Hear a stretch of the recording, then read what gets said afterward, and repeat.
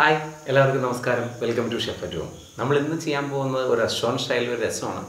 അത് നല്ല പൊടി കൂടിയതും കുരുമുളകിൻ്റെ ഒരു കുത്തലും നല്ല ജീരകത്തിൻ്റെ ഫ്ലേവറൊക്കെ ഉള്ള വളരെ തിന്നായിട്ടുള്ള നമ്മളതിൽ ധാരൊന്നും ചേർക്കാണ്ട് വളരെ പെട്ടെന്ന് തയ്യാറാക്കാൻ പറ്റുന്ന നമുക്ക് കിട്ടുന്ന എല്ലാ ഇൻഗ്രീഡിയൻസും വെച്ചിട്ട് ഫാസ്റ്റായിട്ട് ചെയ്യാൻ പറ്റുന്ന നല്ലൊരു രസമാണ് ഇവിടെ ചെയ്തിരിക്കുന്നത്. അപ്പോൾ ഫസ്റ്റ് നമ്മൾ രസത്തിൻ്റെ മിക്സ് തയ്യാറാക്കാനായിട്ട് ഒരു മിക്സിയുടെ ജാറിലേക്ക് ഒരു വെളുത്തുള്ളി വലുത്, അതൊരു 6-7 പീസ് അല്ലികളായിട്ട് എടുത്തത്, പിന്നെ കുരുമുളക് ഒരു വളരെ കുറച്ച് മാത്രം മതി, 1 ടേബിൾ സ്പൂൺ കുരുമുളക്, അതിലേക്ക് 4 അല്ലെങ്കിൽ 5 പീസ് ഉണക്കമുളക് എരിവിനനുസരിച്ച് നമുക്ക് കൂട്ടിച്ചേർക്കാം. നമ്മൾ പേസ്റ്റ് ചെയ്യാൻ നേരത്ത് മല്ലിയും മുളകുമാണ് ഇതിൻ്റെ മെയിൻ ഇൻഗ്രീഡിയൻസ് ആയിട്ട് വരുന്നത്. ആ മുളക് കൂട്ടി വേണമെന്ന് ഇടാം, നമുക്കതനുസരിച്ച് നമ്മൾ മുളക് പൊടി ഇടുമ്പോൾ കുറച്ചിട്ടാൽ മതി.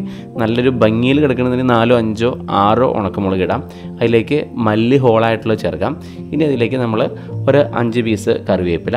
ഇതിലിപ്പോൾ നമ്മൾ സവോള എടുത്തിരിക്കുന്നത്, ഒരു സവോള മുഴുവനായിട്ട് ചെറിയ പീസായിട്ട് കട്ട് ചെയ്തത്, അത് നമുക്ക് ചെറുപുള്ളി വേണമെന്നുണ്ടെങ്കിൽ 4-5 പീസ് ചെറുപുള്ളി എടുക്കാം.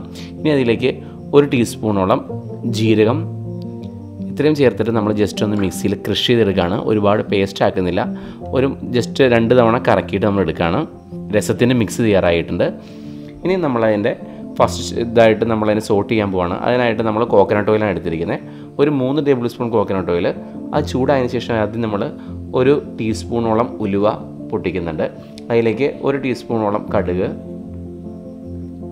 ഇത് ജസ്റ്റ് നമ്മളൊന്ന് പൊട്ടിയതിന് ശേഷം അതിലേക്ക് ഉണക്കമുളകും കറിവേപ്പിലയും ഇട്ട് കൊടുക്കുകയാണ്. അല്പം ചോപ്പ് ചെയ്ത് വെച്ചിട്ടുള്ള സവാള ഇട്ട് കൊടുക്കുന്നുണ്ട്. അപ്പോൾ ജസ്റ്റ് ആ മസാല ഡയറക്റ്റായിട്ട് ഇട്ട് അത് കത്തിപ്പോകും, അതുകൊണ്ട് മാത്രമാണ് നമ്മൾ ഇതിലേക്ക് ജസ്റ്റ് ഒന്ന് ഇത് ഇടേണ്ട തന്നെ ആവശ്യമില്ല. വളരെ സ്ലോ ഫയർ ആണെന്നുണ്ടെങ്കിൽ ഡയറക്റ്റായിട്ട് നമുക്ക് ആ മസാല ചേർത്താൽ മതി. ഒരല്പം ചോപ്പ് ചെയ്തിട്ടുള്ള സവാള നമ്മൾ ചെറുപുള്ളി ഇട്ട് കൊടുത്താലും മതി. ഇനി അതിലേക്ക് നമ്മൾ തക്കാളി ഇട്ട് കൊടുക്കണം. ഒരു തക്കാളി നമ്മൾ കട്ട് ചെയ്തിട്ടു. ഇത് പെട്ടെന്ന് സോട്ടാവാനായിട്ട് 1 ടീസ്പൂണോളം ഉപ്പ് ഇട്ട് കൊടുത്തു. ഇനി ഇതിലേക്ക് നമ്മൾ അരച്ച് വെച്ചിട്ടുള്ള ജസ്റ്റ് ക്രഷ് ചെയ്തിട്ടുള്ള മിക്സ് ഇതിലേക്ക് ഇട്ട് കൊടുക്കുകയാണ് രസത്തിൻ്റെ. ശരിക്കും ഇപ്പം തന്നെ ശരിക്കും അതിൻ്റെ ഫ്ലേവർ നമുക്ക് കിട്ടും.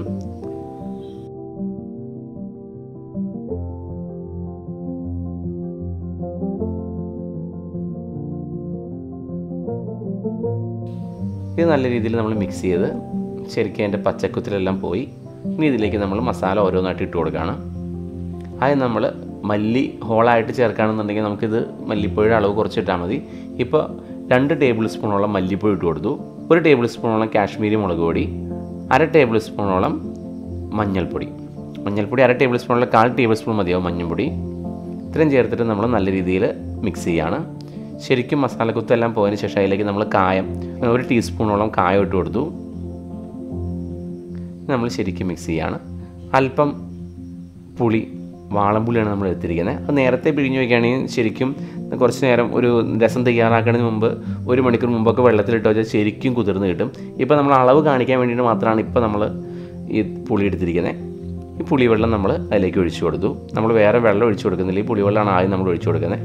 എന്നിട്ട് നമ്മൾ മസാലയോട് കൂടിയിട്ട് നല്ല രീതിയിൽ തിളപ്പിക്കുകയാണ്. രസപ്പൊടി വാങ്ങാതെയുള്ള സംഭവമാണ് നമ്മളിപ്പോൾ ചെയ്യുന്നത്. നമ്മൾ ശരിക്കും പ്രോപ്പറായിട്ടുള്ള നാച്ചുറൽ മെത്തേഡിൽ തന്നെയാണ് ഇപ്പോൾ നമ്മൾ ചെയ്യുന്നത്. അതിലേക്ക് നമ്മൾ ആ മിക്സിയിൽ അല്പം വെള്ളം ഒഴിച്ചിട്ട് അതിലേക്ക് ഒഴിച്ചു കൊടുക്കുകയാണ്. നമ്മൾ ആവശ്യത്തിനുള്ള വെള്ളം ഇപ്പം നമ്മൾ ഒരു ലിറ്ററോളം വെള്ളം എടുത്തു. ഇനി അതിലേക്ക് ഒരു ചെറിയ പീസ് ശർക്കര, പഞ്ചസാരയോ ശർക്കരയോ എന്ത് വേണമെങ്കിലും ഇട്ടാലും ആ ഒരു ഫുള്ള് ടേസ്റ്റ് കിട്ടും. ശർക്കരയാണ് കുറച്ചും കൂടി നല്ലൊരു ടേസ്റ്റ് കിട്ടുക. അതിലേക്ക് നമ്മൾ മല്ലിയില,